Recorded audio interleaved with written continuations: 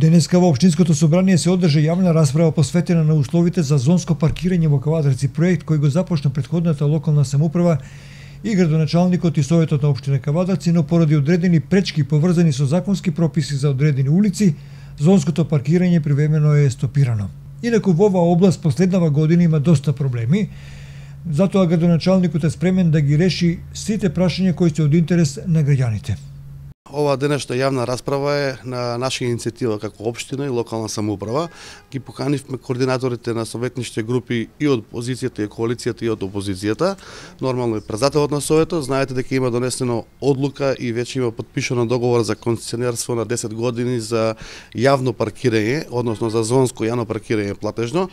За да го спроведиме тој договор и да го ставиме во функција на граѓаните на општеството, на моја иницијатива и на иницијатива на службите, предложивме да има една јавна расправа и дебата каде што и вие медиумите може да се вклучите, да ни го презентираат економскиот и оно што значи стручен дел во паркирањето, да донесеме еден заклучок дали е тоа во интерес на граѓаните на општината, доколку е да се продолжи во полната мощна постапка да се спроведе на она што значи терен или на она што значи јавно паркирање. Не сакав да донесам само иницијативна одлука, за тоа што сепак е тоа од еден многу значителен карактер на граѓаните и од јавен интерес.